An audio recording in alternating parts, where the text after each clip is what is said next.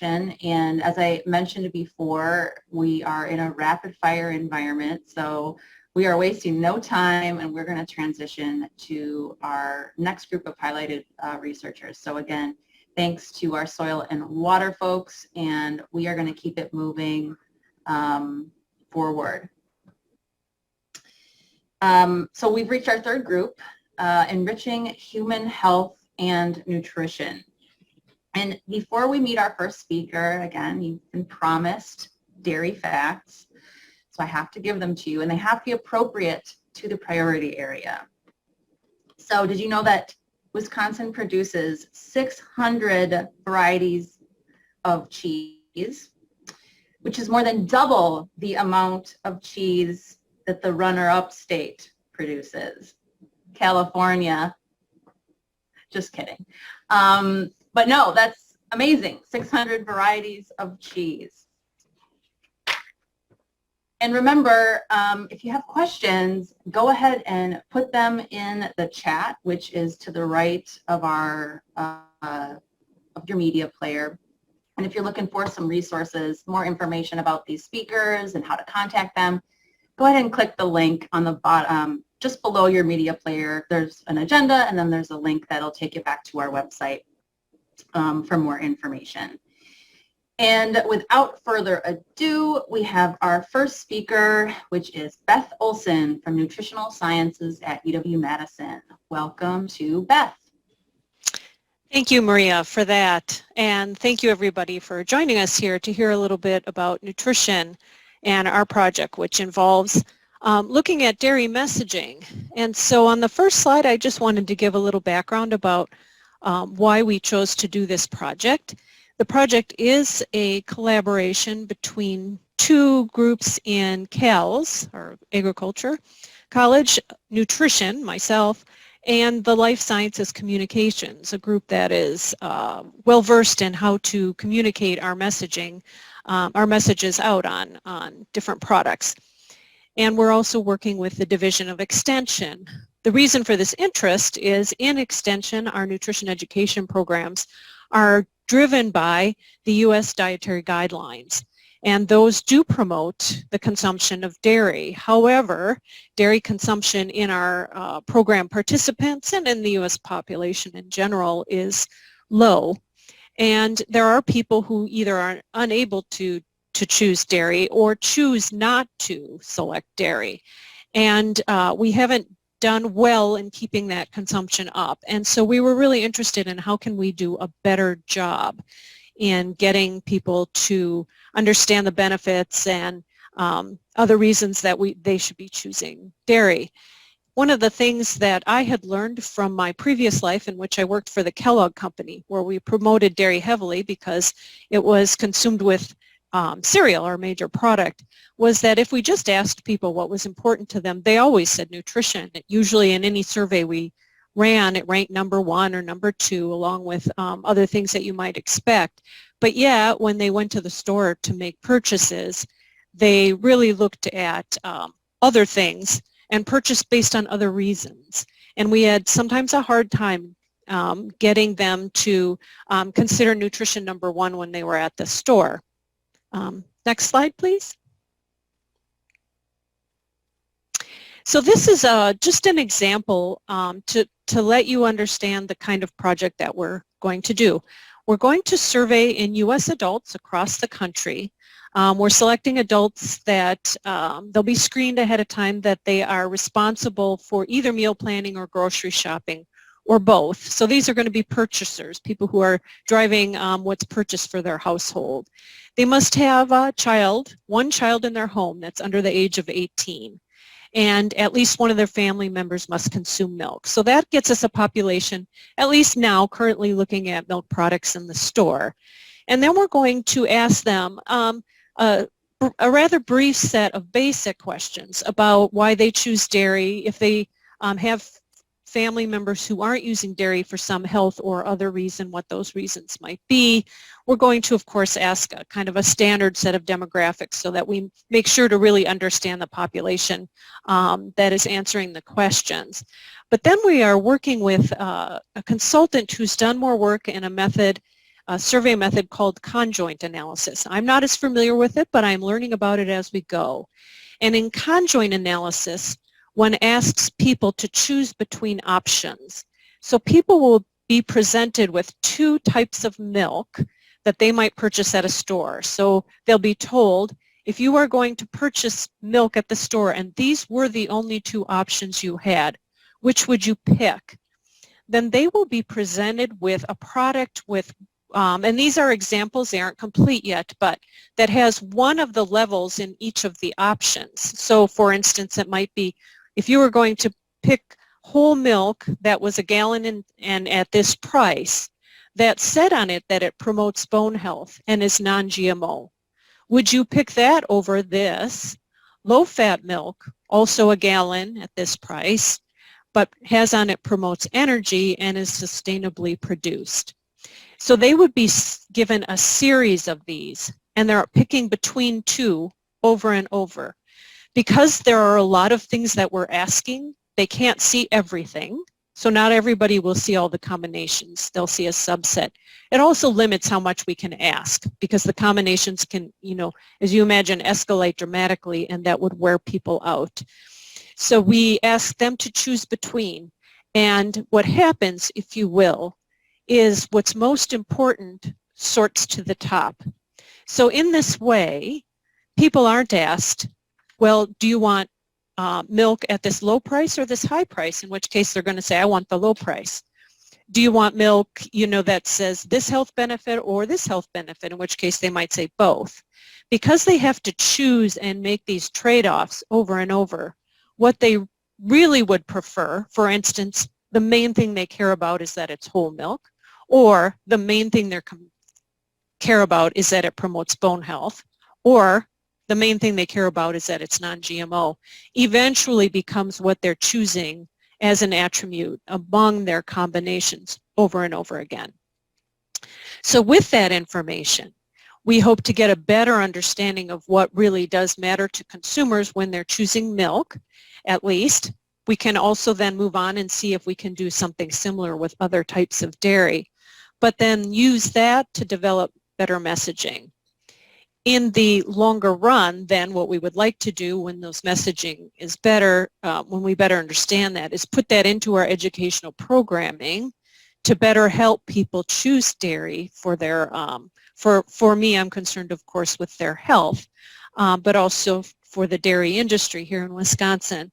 And then go out to our extension educators out in the counties, not just our nutrition educators, but we'd like to reach our ag educators as well, those who work with 4-H and other children and school programs, but do programs with those educators to talk with them about this research, what it means, how they can use it in their messaging to better improve milk consumption so that we don't continue to say the same things over and over, which of course my bias is to talk about nutrition and things like bones, but also to look at what does it really matter to them, what things matter to them the most, what are the kind of things that you can put forward in your messaging to increase milk consumption.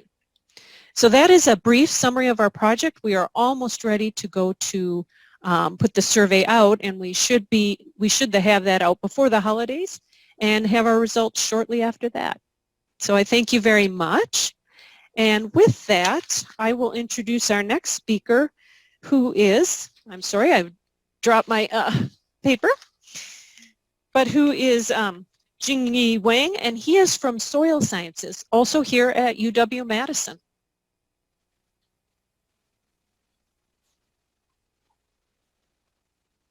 Okay.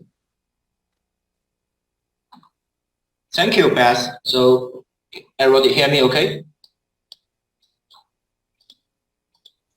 Yep, we can hear you just fine.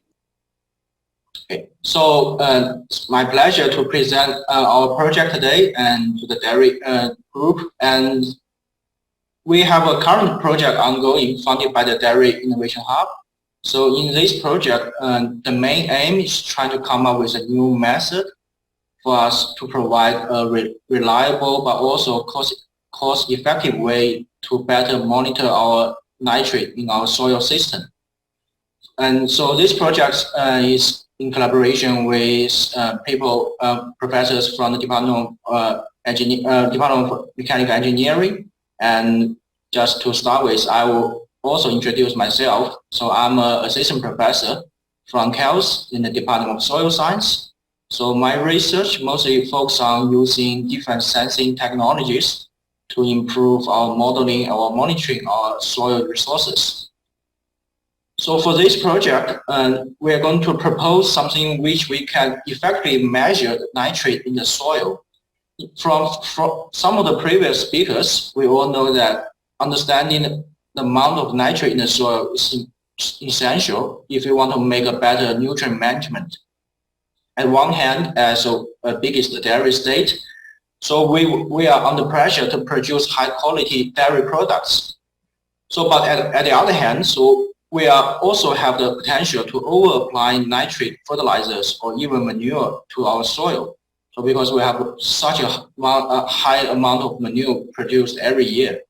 So there is always a trade-off for the decision makers. So when and how much nitrate we should apply to the soil without losing the yield for the crops, but also to the quality of the dairy products, also without the potential to contaminate our environment, our water system, the surface water and groundwater system, without have the nitrate go to the groundwater as the leaching or runoff. So why the issue of nitrogen management or nutrient management is so complicated for the natural system? So there is a study conducted by researchers in California. So if you can take a look at this study on the farm, so in a farm with a size like 600 feet by 600 feet dimensions, so the researchers take soil samples and install soil sensors in different sites.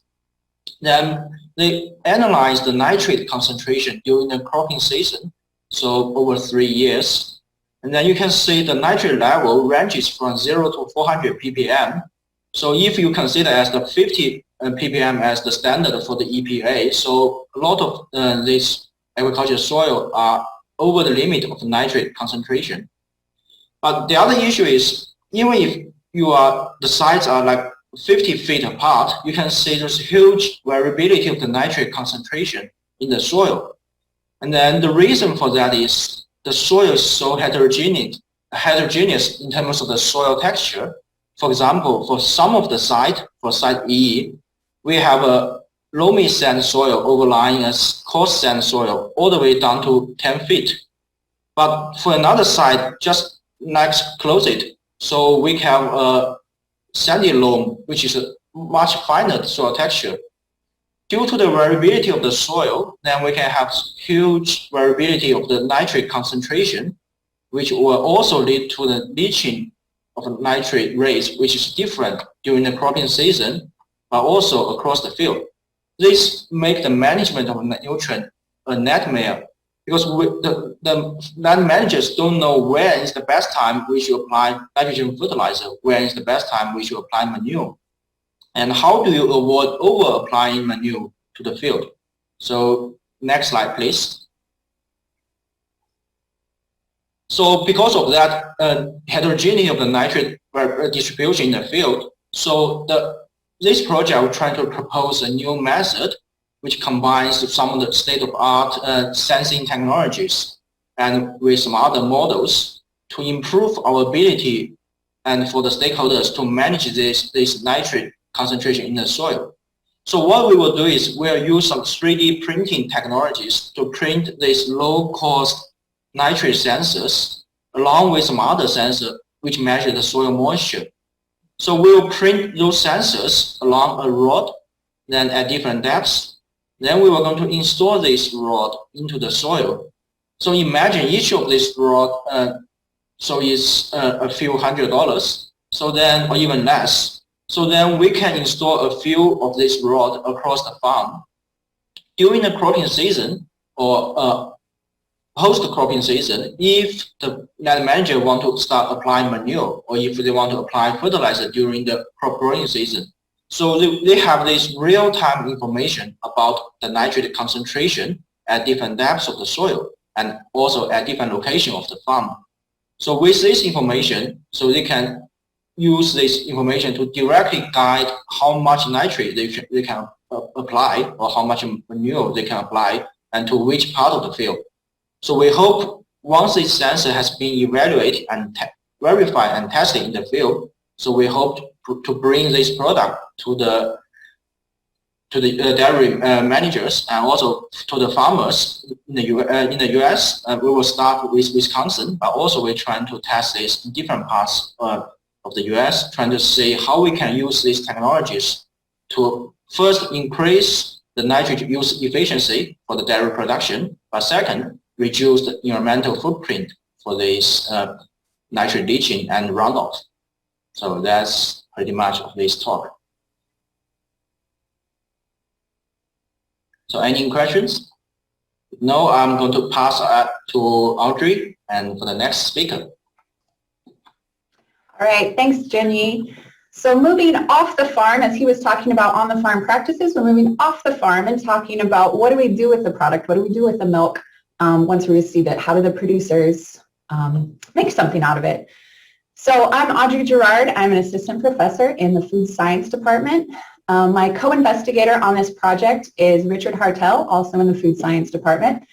And then the postdoc who's actually doing most of the hands-on work with this is Nan Lee, so thanks to them. So our project here is looking at adding polyphenols to whey protein to create some nanocomplexes that could help reduce the fat in whipped cream. Next slide, please. So whipped cream is used in bakery products, it's used in ice cream, cream as well as whipped cream, and then it's even used as a standalone product. So think about Thanksgiving's coming up, on your pumpkin pie you might slap a whole bunch of fresh whipped cream. And that cream is really just a foam structure. So it's a liquid that we've whipped to incorporate air and get a nice light fluffy product. So here we have some images that kind of show what's actually happening there. So we have in white our air cells surrounded by an interface. So this is a protein interface that's in between the air and the water in blue. So that's kind of holding the thing together. And then we also have, that's the whey protein in red there.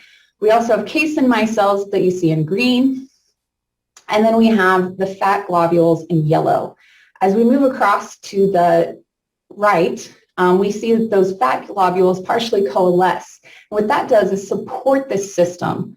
It kind of holds up, creates a viscoelastic matrix that helps to make sure our foam stays up and doesn't just collapse into a runny mess.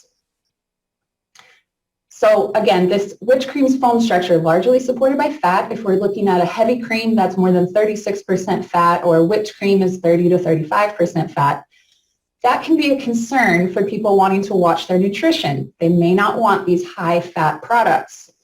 You can buy a low-fat or no-fat whipped cream, and that uses a fat replacer, something like hydrocolloids. However, consumers are also looking for shorter, simpler ingredient statements. 80% of consumers want ingredients they recognize in a short, simple statement. Things like carrageenan or cellulose gum that are hydrocolloids that are very effective may turn them off. So is there a better way? Is there a better option to help support the cream structure, the foam structure? And we think there is. And that would be using polyphenols in conjunction with whey to help strengthen that matrix that's surrounding the air cells and creating a more viscous matrix so those air cells stay in the matrix. So first, let's start on the left side of the screen. We're looking at a certain polyphenol here. These are condensed tannins. So they're found in things like cranberries, in grapes, or in some grains like sorghum, and some varieties of sorghum. So polyphenols in general are plant secondary metabolites. So they function in plants to help prevent disease or pests. So they also have some health benefits in humans, anti-inflammatory effects for one.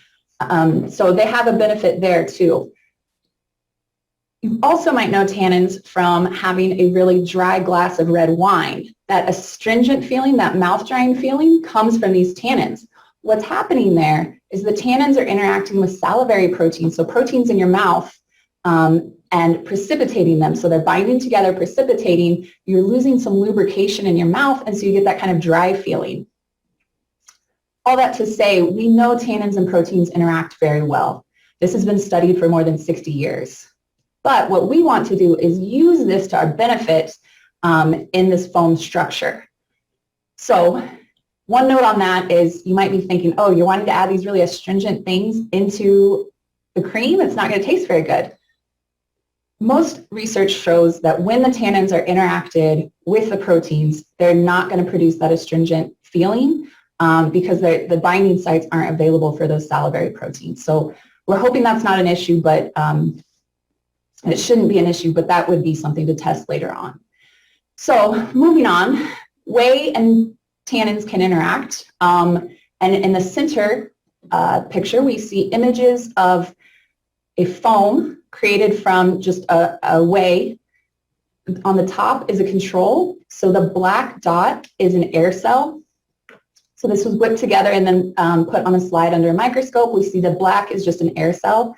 The green is the matrix around it, so it's a lot of the proteins. In this, we see very large air cells. Large air cells are a problem because they're going to want to coalesce really quickly. So there's a few things we have to worry about in our foam. We have to worry about the air-water interface, and again, as I said, that's with the protein. We have to worry about the size of the bubbles, the air bubbles. We want them to be smaller. That's better for a more stable foam. And we also have to worry about the viscosity of the matrix. So that green portion that you see in the middle, we want that to be pretty viscous so it holds the air bubbles in place. Now on the bottom, this is an image looking at whey that has fruit juice added to it. So the fruit juice has some tannins in it. And here you see much smaller air cells. You can't see it in the image, but it is also a little more viscous, so that helps to stabilize the foam.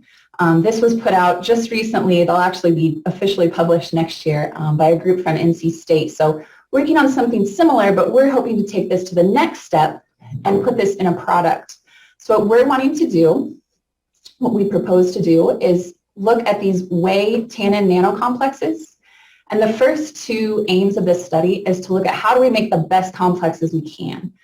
So that's looking at different types of tannins. So on that left, that's just an example structure. There's lots of different conformations that it can take, lots of different molecular weight distributions, all kinds of different things there. So looking at the different types of tannins, looking at how we interact them, so that's the pH, the temperature, that can all affect how these things are interacting, and then their function in a food product. So once we control that, we'll move on to looking at the nanocomplexes in a milk and then foaming it up and looking at how stable the cream that we make is. So can we reduce the fat to 10% to 5% to 0% and still get that nice structure?